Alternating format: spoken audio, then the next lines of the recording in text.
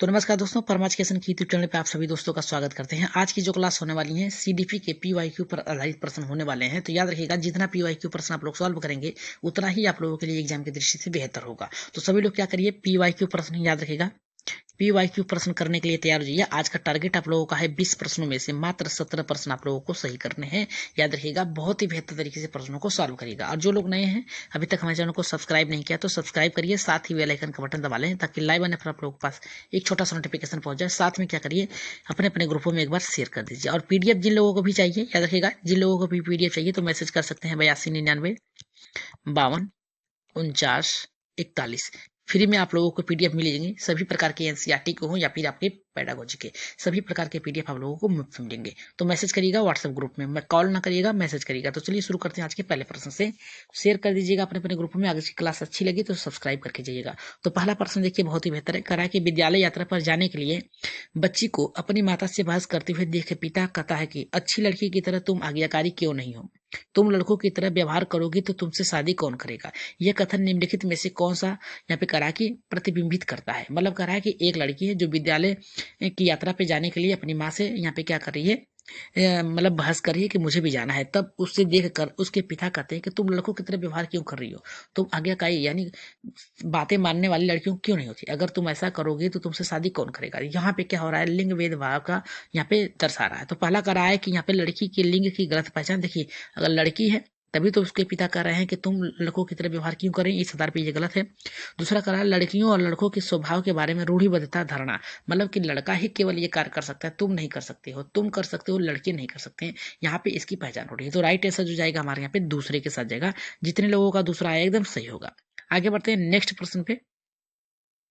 Next प्रश्न बहुत ही बेहतर है। क्या कर रहा है हमारा, करा विद्यालय और सामाजिकरण के बारे में कौन सा कथन सत्य है। सत्य की बात कर रहा है। तो पहला करा है सामाजिकरण में विद्यालय में कोई भूमिका नहीं होती। याद रखिएगा, सामाजिकरण एक बालक के सामाजिकरण समाज में रहने के योग्य बनाने के लिए विद्यालय की कोई भूमिका नहीं होती, ये बात गलत है। याद रखिएगा, ये पहला ऑप्शन आपका गलत है।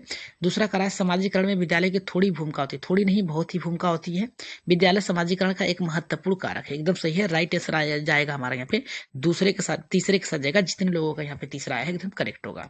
नेक्स्ट प्रश्न पे आगे बढ़ते हैं। सभी लोग प्रश्नों को एकदम बेहतर तरीके से सीखिएगा और अच्छे लगे प्रश्न तो सब्सक्राइब जरूर करके जाइएगा।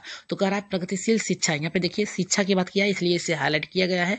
शिक्षा का सबसे अच्छा वर्णन निम्नलिखित में से कौन सा विकल्प करता है। कह रहा है कि आगे अग्रसर अग्रसर होने के लिए कौन सा शिक्षा सबसे अच्छा वर्णन कर रहा है। पहला कह रहा है कि करके सीखना, परियोजना, विधि, सहयोग बनाना, ये भी ऑप्शन आपका सही है, एकदम राइट है। करके सीखेंगे तो बालक क्या होंगे, शिक्षा के प्रति रुचि उत्पन्न करेंगे और उसमें लगाव होगा। दूसरा हमारा करा है व्यक्तिगत अधिगम क्षमता समूह बनाना, छात्रों की लेवलिंग करना। मतलब क्या है कि कौन सा छात्र अच्छा है, कौन सा छात्र सही नहीं है, उसकी पहचान करना और उससे उस प्रकार की शिक्षा की ग्रहण कराना। व्यक्तिगत यानी खुद से, अधिगम की मतलब होता है सीखना। और तीसरा हमारा यहाँ पे कह रहा है कि परियोजना, विधि, क्षमता, समूह बनाना, रैंकिंग करना, ये आपका ऑप्शन सही होगा। इसलिए राइट आंसर जाएगा हमारे यहाँ पे चौथे के साथ जाएगा। तीसरे का जो राइट आंसर जाएगा हमारे यहाँ पे, एक मिनट, सबसे बेहतर विकल्प कौन सा होगा, तो राइट आंसर जाएगा यहाँ पे चौथे के साथ जाएगा। ठीक, अगर बेहतर की बात किया जाए तो पहला ऑप्शन ही आपका सही होगा। लेकिन यहाँ पे क्षमता, समूह बनाना, छात्रों के लेवलिंग बांटने की बात कर रहा है, ये ऑप्शन गलत है। समूह बनाना, रैंकिंग करना, ये भी गलत है। राइट आंसर जाएगा हमारे यहाँ पे पहले के साथ जाएगा, चौथा हमारा ऑप्शन गलत होगा। नेक्स्ट प्रश्न पे आगे बढ़ते हैं। नेक्स्ट प्रश्न देख लेते हैं कितने लोगों का सही होता है। कह रहा है कि बच्चों के बारे में निम्नलिखित में से कौन सा कथन सही है, कौन सा सही है कथन बच्चों के बारे में। तो पहला कह रहा है बच्चों की जानकारी के निष्क्रिय प्राप्तकर्ता होते हैं। याद रखिएगा, बच्चे जो होते हैं जानकारी के निष्क्रिय प्राप्तकर्ता होते हैं, निष्क्रिय नहीं सक्रिय होते हैं। याद रखिएगा, सक्रिय होते हैं।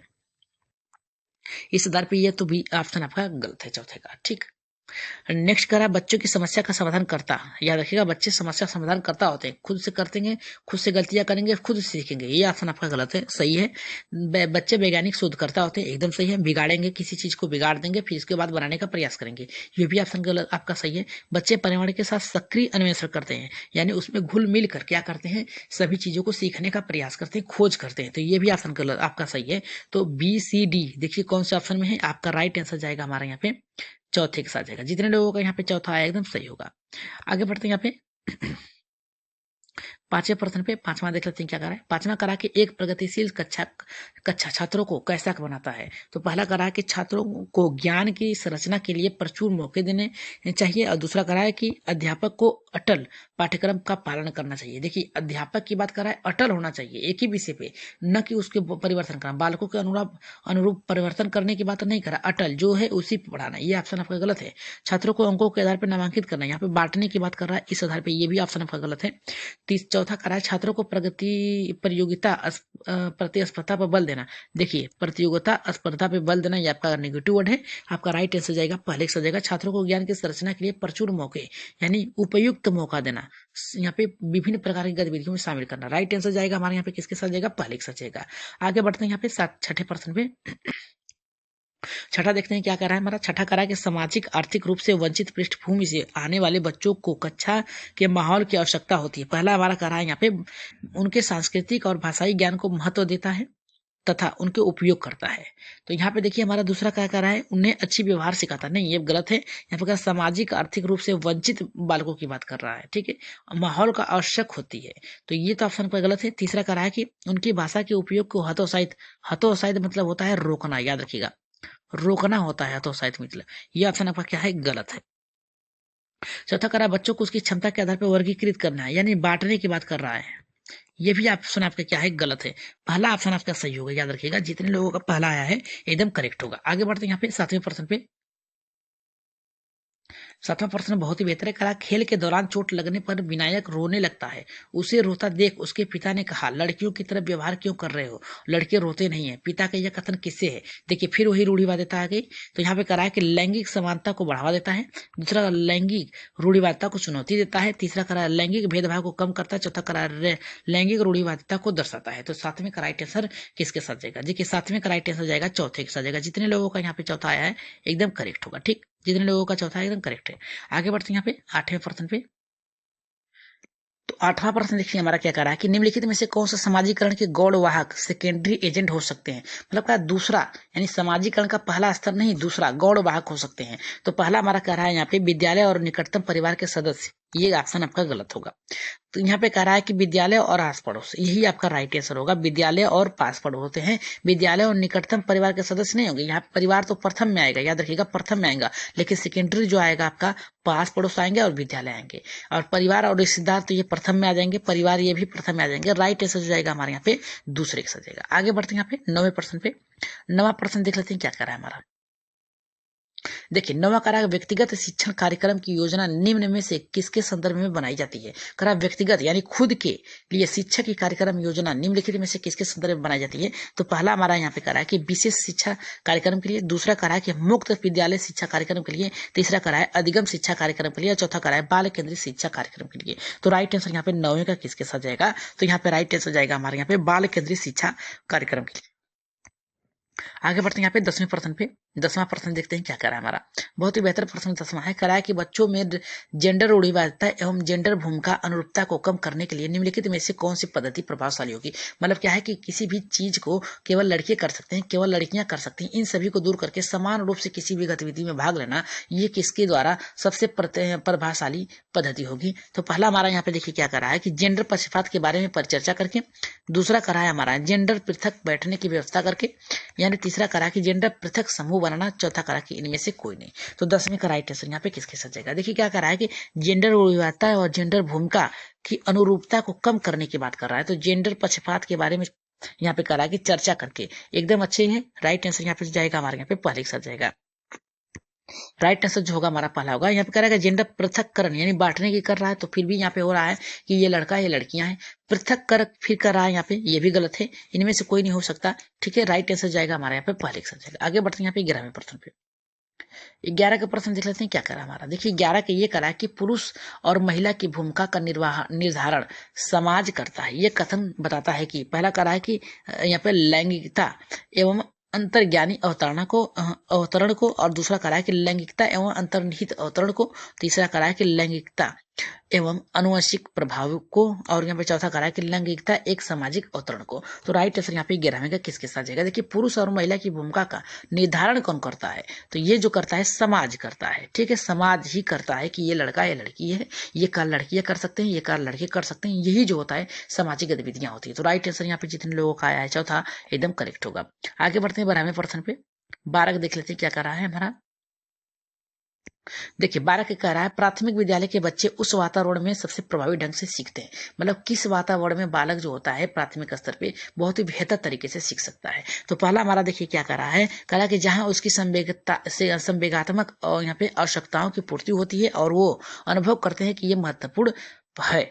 और यहाँ पे देखिए दूसरा कह रहा है कि जहां मूल रूप से पढ़ने लिखने और गणितीय क्षमता, देखिए गणितीय क्षमता की बात कर रहा है, संज्ञानात्मक विकास की बात कर रहा है, कि केंद्र पर ध्यान की बात कर रहा है, ये जाएगा उच्च स्तर पर। आप सॉल्व कर रहे हैं प्राथमिक स्तर पे, तो इसके आधार पे हमारा राइट आंसर जाएगा पहले का जाएगा, जहां शिक्षक सारे अधिकारों को आगे होता है। देखिए, शिक्षक आगे नहीं, यहाँ पे केंद्र में किसे रखना है, याद रखिएगा, केंद्र में रखना है बालक को, बालक को रखना है आपको। जहां शिक्षक अधिकारवादी होता है, स्पष्ट आदेश देता है, नहीं, ये गलत है। राइट आंसर जाएगा हमारे यहाँ पे पहले का जाएगा।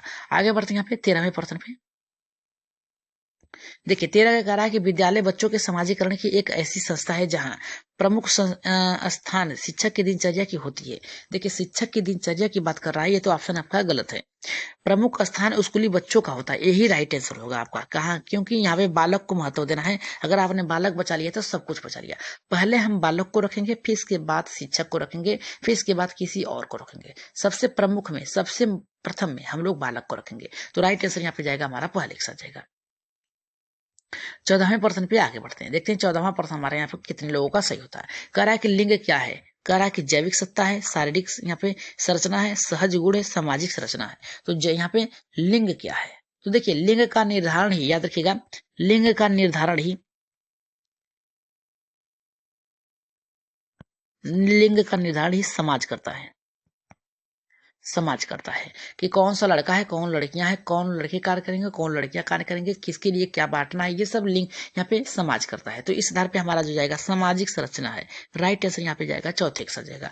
आगे बढ़ते हैं यहाँ पे 15वें प्रश्न पे, और 15 का देखते हैं कितने लोगों का सही होता है। कह रहा है कि समाजीकरण में निम्नलिखित में से कौन से द्वितीय कारक, द्वितीय कारक कर रहा है समाजीकरण का? परिवार एवं मीडिया, परिवार एवं आस पड़ोस, मीडिया एवं पास पड़ोस, चौथा कह रहा है कि विद्यालय एवं मीडिया। तो राइट आंसर यहाँ पे किसके साथ जाएगा? जल्दी से कमेंट कर दीजिए 5वें का, 15वें का। तो इसका राइट आंसर जाएगा विद्यालय और मीडिया जो होता है, ये होता है सामाजिकरण में निम्नलिखित में से द्वितीय कारक। तो राइट आंसर यहाँ पे जाएगा हमारे यहाँ पे चौथे के साथ जाएगा। आगे बढ़ते हैं यहाँ पे 16वें प्रश्न पे। 16 का हमारा कह रहा है किसी कक्षा में एक विद्यार्थी को विभिन्न स्रोतों से यह बताया गया कि उसके सामाजिक वर्ग के लोग शैक्षणिक क्षेत्र में निम्नलिखित स्तर प्रदर्शन कर रहे हैं। इस रूढ़िवादिता एवं यहाँ पे परिमाणिक रूढ़िवादिता आशंकाओं के प्रभाव को कम करने के लिए एक शिक्षक को क्या उपाय करना चाहिए? पहला कह रहा है कि विभिन्न सामाजिक वर्गों के छात्रों के बीच प्रतियोगिता की देखिए बात कर रहा है यहाँ पे। तो प्रतियोगिता जो होता है यहाँ पे स्पर्धा को यहाँ पे बुलावा दे रहा है। इस आधार पर ये क्या है? आपका ऑप्शन गलत है। कह रहा है कि इसे अनदेखा करना चाहिए। देखिए, अनदेखा भी नहीं कर सकते हैं आप, इस आधार पे ये गलत है। तीसरा कह रहा है कि विभिन्न सामाजिक वर्गों के रोल मॉडल जिसके जो बहुत से अच्छे कार्य कर चुके हैं उसके बारे में कहानी या उदाहरण प्रस्तुत करना। राइट आंसर यहाँ पे जाएगा तीसरे के साथ जाएगा। आगे बढ़ते हैं यहाँ पे 17वें प्रश्न पे, और 17वां देख लेते हैं कितने लोगों का सही होता है। 17 का ये कह रहा है कि कक्षा तक पहुंचने वाली बच्चों को भोली अवधारणाओं को जाना जाता है। तो पहला कह रहा है कि हमारा शिक्षक के हौसले को पस्त कर देता है क्योंकि इससे उसका कार्यभार बढ़ जाता है। दूसरा हमारा कह रहा है शिक्षा के किसी उद्देश्य की पूर्ति नहीं करता।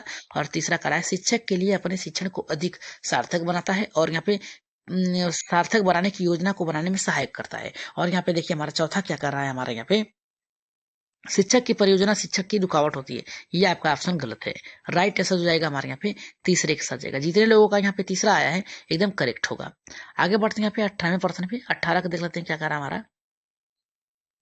18 का ये करा है कि निम्नलिखित में से कौन सा प्रश्न बच्चों को गंभीर रूप से सोचने के लिए आमंत्रित करता है? तो पहला हमारा करा है कि क्या आप इसका उत्तर जानते हैं? दूसरा, यह जवाब क्या है? तीसरा, क्या आप इसी तरह की स्थिति के बारे में सोच सकते हैं? और चौथा करा है विभिन्न तरीकों से हम इसे कैसे हल कर सकते हैं? तो ये ऑप्शन आपका बहुत ही अच्छा है। तो इसका राइट आंसर जाएगा हमारा यहाँ पे चौथे के साथ जाएगा। याद रखिएगा यहाँ पे क्या कहा है, निम्नलिखित प्रश्नों पर बच्चों को गंभीर रूप से सोचने के लिए यानी तर्क करने के लिए, याद रखिएगा तर्क करने के लिए आमंत्रित कर रहा है।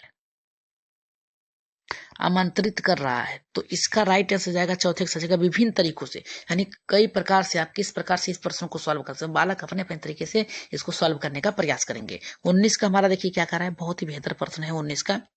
19 का हमारा ये कर रहा है कि एक प्रगतिशील कक्षा में विद्यार्थी द्वारा क्या होता है, ज्ञान की संरचना की जाती है निष्क्रिय रूप से। ज्ञान को प्राप्त किया जा सकता है। देखिए निष्क्रिय रूप से बात किया है तो निष्क्रिय नहीं होगा, यहाँ पे होगा सक्रिय। बालक सक्रिय रूप से उसे क्या करेगा, सीखने का प्रयास करेगा। ठीक, ज्ञान को उसी रूप में दोहराने की बात, रटने की बात कर रहा है। ठीक, रटने की बात कर रहा है। ज्ञान का अनुसरण फिर कर रहा है, याद करने की बात कर रहा है। तो सबसे अच्छा होगा ज्ञान की संरचना का निर्माण करना। तो राइट आंसर यहाँ पे जाएगा चौथे के पहले का सच जाएगा। आगे बढ़ते हैं, आज की क्लास का लास्ट प्रश्न है और देखते हैं ये प्रश्न आप लोग कितनी अच्छे तरीके से करते हैं। प्रभावशाली अधिगम के लिए कक्षा में डैश वातावरण का होने के बजाय डैश वातावरण के लिए कैसा है। तो पहला करा प्रतिस्पर्धी सहयोग, दूसरा करा सहयोगी प्रतिस्पर्धा और तीसरा करा है प्रतिस्पर्धी सुसाध्य और चौथा करा है इनमें से कोई नहीं। तो इसका आंसर आप लोग कहाँ देंगे, कमेंट बॉक्स में देंगे। ठीक, कमेंट बॉक्स में इसका उत्तर दीजिएगा और बताइएगा कि आज आप लोगों ने कितना स्कोर किया। 17 प्लस आप लोगों ने किया 20 प्रश्नों में से या फिर नहीं। अगर आज आप लोगों ने 17 प्रश्न कर लिए तो समझिए सी टेट आप लोगों का 90 प्लस आना श्योर है। अगर आज आप लोगों ने इस क्लास को कर लिए बहुत ही बेहतर तरीके से, तो जल्द ही वन लाइनर क्वेश्चन आप लोगों के लिए बनाए जा रहे हैं, वो भी चलेंगे कल से। कल से वन लाइनर क्वेश्चन आप लोगों के लिए रखे जाएंगे और बहुत ही अच्छे तरीके से उसको देखकर समझ के उत्तर देने का प्रयास करिएगा और उसे सीख कर ही उत्तर आप एग्जाम में जाइएगा, क्योंकि वहां से जो प्रश्न बनेंगे आप लोगों को देखेंगे सुबह आप लोग जैसे ही पेपर में बैठेंगे आप लोगों को हूबहू वही प्रश्न मिलते हुए दिखेंगे। तो आज की क्लास के लिए एक लाइक और सब्सक्राइब